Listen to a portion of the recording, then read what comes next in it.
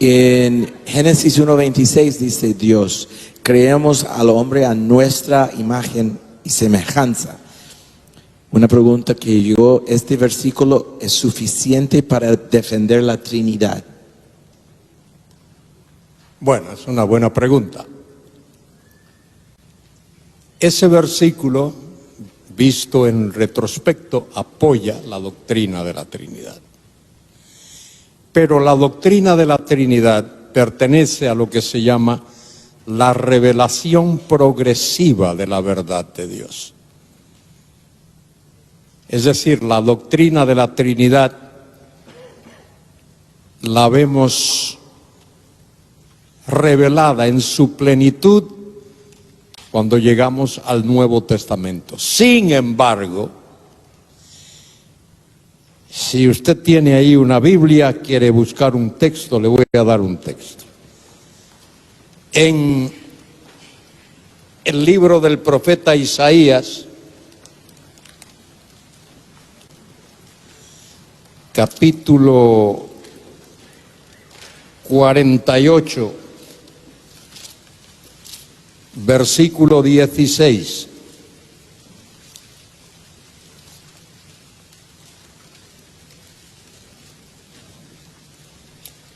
¿Estáis ahí despiertos? Muy bien, voy a leer el versículo. Acercaos a mí, oíd esto. Desde el principio no hablé en secreto. Desde que eso se hizo, allí estaba yo. Hay una persona ahí. Y ahora me envió Jehová el Señor. Hay dos personas y su espíritu. Tres personas. En otras palabras, a medida que Dios va revelando su verdad, poco a poco, en retazos, progresivamente, vamos viendo que Dios se da a conocer hasta que cuando llegamos al Nuevo Testamento vemos en su plenitud esa verdad. El hecho de que el Verbo era en el principio, el Verbo, cuando quiera que el principio haya sido, ya el Verbo era.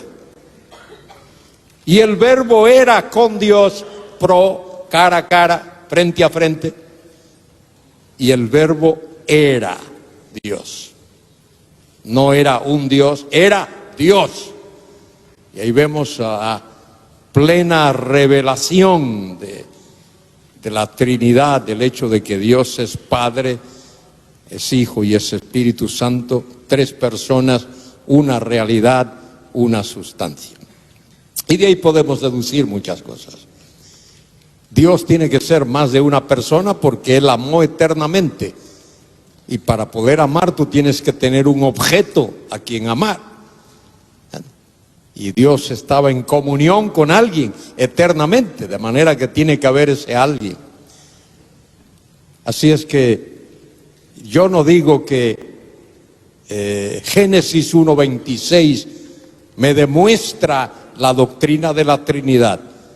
Yo digo que con lo que sé ahora puedo ir a Génesis 1:26 y decir, mira, aquí hay una evidencia de que la Trinidad estaba presente, como el Bereshit de Génesis 1:1.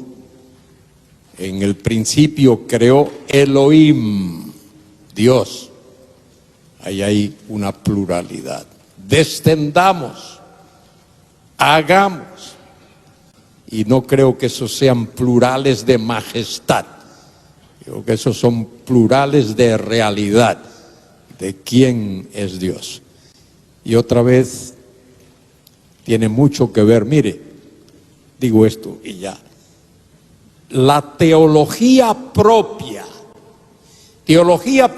es el estudio de Dios aparte de sus obras. La teología propia es el fundamento de toda la teología.